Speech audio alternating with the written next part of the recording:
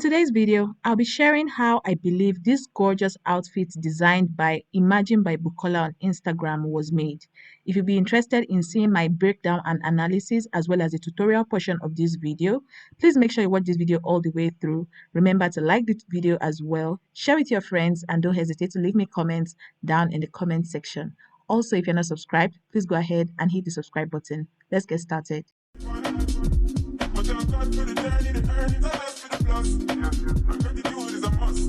Welcome back to another tutorial, friends. I hope you guys are having a good day, a good week, a good month, depending on when this video goes up. Today I'm filming this video on the 24th of May 2023, and as I must have mentioned at the intro, we are going to be working on recreating or trying to figure out how the dress made by Imagine by Bukola for Ariyike Dimples for the AMVCA, that Tulle dress. I believe you guys know what I'm talking about. I must have talked about it at the intro. We are going to kind of work on creating that beading pattern. The essence of this video is trying to achieve that beading pattern that was used on the dress. As we have here, I have my regular net or tulle. Some people call it tulle fabric, some people call it net. I have the regular plain one. This is not illusion in, I don't even know what color this is. I think this is like magenta. I think that's what this color is called. So I don't know if the fabric used on that dress by Imagine by Bukola, I don't know if she bought the fabric as is or she had it like crafted, handcrafted.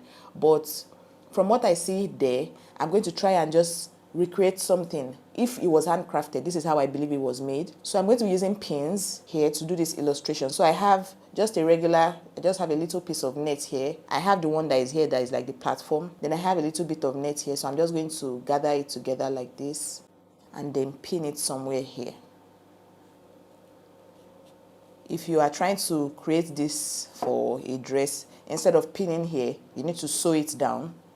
And then I think what was done was that they moved the fabric this way, twisted it like this, just to like move it to the side a little bit. This is just what I'm thinking. These are my thoughts. I did not make the dress again, so all this might just be wrong, but we'll try and make it work together. I'm pinning it again, and then I think they turn this, you secure it here again, and then flip the fabric this way again. I'll grab my pin and secure it again.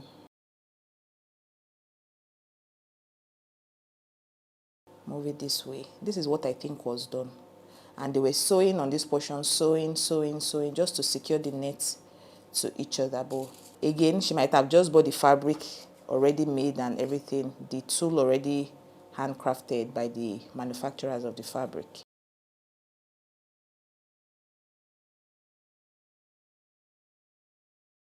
So say something like this all over the length of the fabric. Then I have another little piece here. Repeat the same thing again. All right, friends, so we have something like this going on the fabric all over. Like I said again, I'm going to reiterate, I don't know if this was how, if the fabric was already ready-made, the tulle fabric was already ready-made. What I did here is just to kind of recreate something similar to how the texture of that particular tulle fabric that was used for the dress was. We can see like the background is kind of net-like or tulle-like. Then we have these like ruffled up pieces of tulle again all over it. According to the designer as well, she mentioned that every single like cluster of Clawstone that we have going on the dress was hand sewn. Every single bead and crystal on this dress was handcrafted into the fabric by yours truly. And on her Instagram page, if you are following her, you must have seen that she posted how her beaders went to work and started like beading clusters of Clawstone on each like clumped up tulle net. So something like this was going on here. This is why I always talk about the fact that making bespoke outfits, especially if you are trying to create a name for yourself and for people to know you for a certain type of work, is not beans, it's a lot of work. So we see that we have like about 6 clusters of 6 Clawstone just beaded to each portion of the dress all over. basically. So I think this is how it was done. I might be wrong. What I'm going to do now is, instead of having all these pins going on this my tulle net, I'm going to remove this tulle from the embroidery hoop. I'm going to take it to my sewing machine and kind of sew down each portion, and then we'll try and also create this beadwork or clawstone. We are going to try and tack this clawstone onto this portion. I'm not going to be doing all over the piece of net because that's not the reason for this video. This video is just to decipher how this entire outfit was made. So I'm going to take this now to my sewing machine real quick, sew this portion. You see the way I pinned my net all over. I'll sew it, and then we'll come back and work on tacking this clawstone onto this tulle net. I also got a question recently in the comment section asking, can you tack clawstone onto net as well? We can absolutely do that, and today's video is going to also help with answering that question. I'll show you all how to tack clawstone onto net. So let me take this to my sewing machine real quick, and then I'll be right back.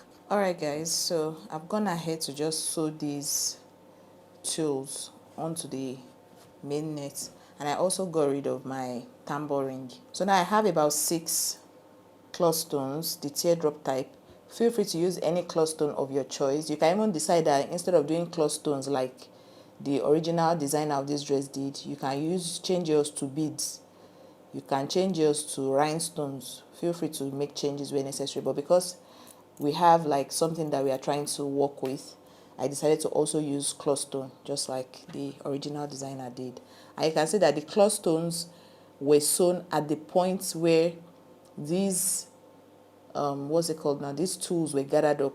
So I think where the stitches are, you just take your clawstone, and I have my beading needle here, and as usual I'll start from the bottom. Please ignore this my color of my beading needle. My beading needle is blue, but like I always say, this is just a tutorial, so please make the necessary changes when doing yours on your proper design.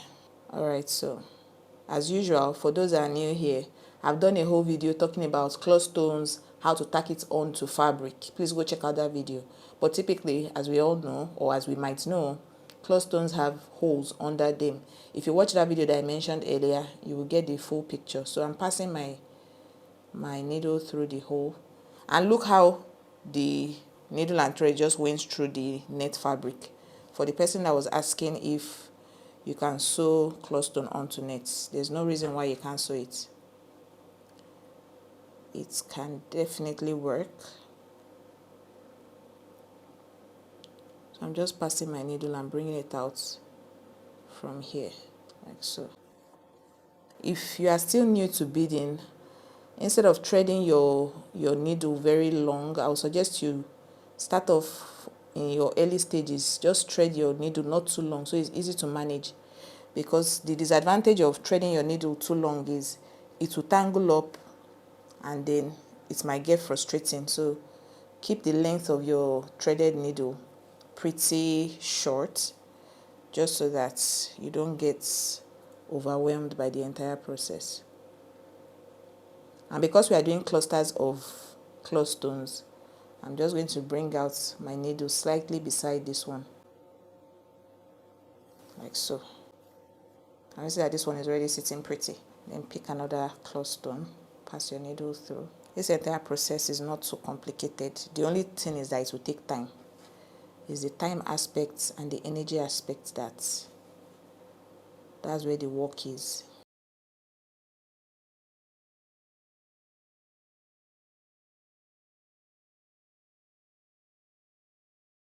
Another question that I got recently from one of us is, can I use regular hand needle as opposed to beading needle? From the question, I figured that the person was new here. So just in case you are new here and you also have a similar question, no please, you cannot use hand needle in place of beading needle. The size and the configuration now of the two different types of beads are totally different. You cannot achieve a proper beading without your beading needle. Your hand needle is it's not even relatively, it is chunkier than your beading needle, so it will most likely not be able to pass through your beads and clawstones. So you see we've already tacked 3 clawstones right here, and I brought out my needle just underneath here, and then I'm going to pick one more Clawstone.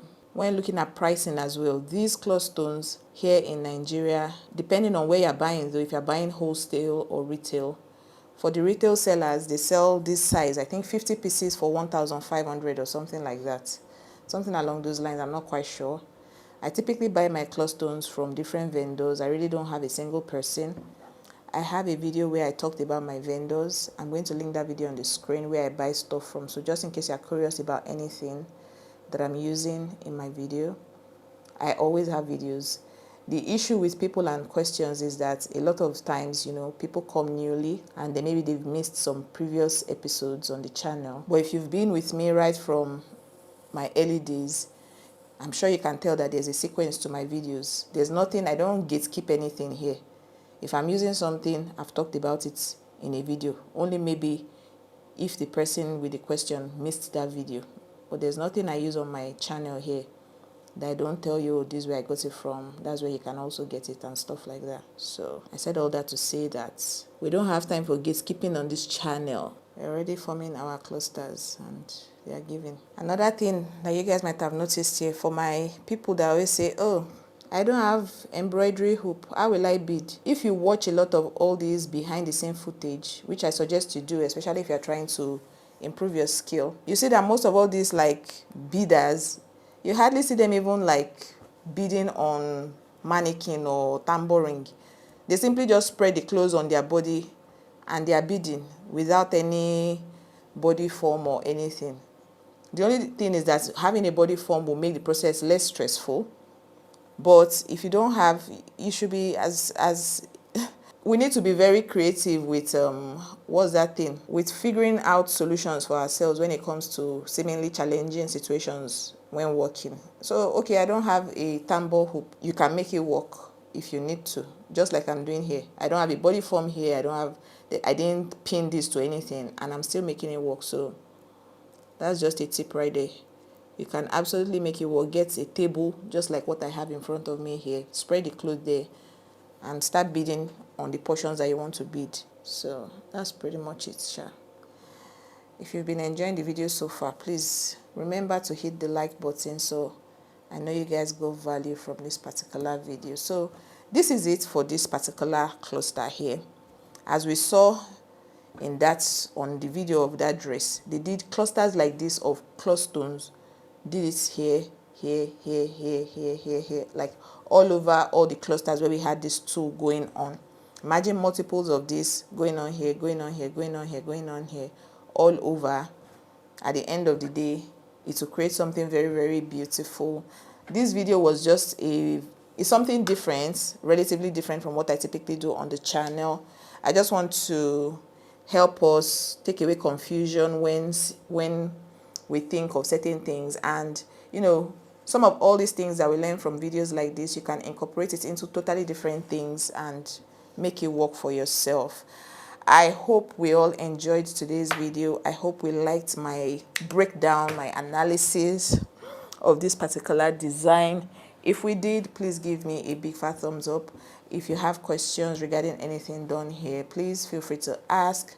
Again, the original dress was made by Imagine by Bukola. You guys should go show her some love. Follow her on her platform on Instagram. I believe she's also on TikTok. I'm not sure. But I follow her on Instagram, so you can go check out her page and also get inspired. Alright guys, so like I said earlier, all you need to do is just tack your Clawstones to the different portions of your tulle fabric. I have 6 going on here. Again, feel free to use beads if you don't want to use Clawstones. Use anything you like.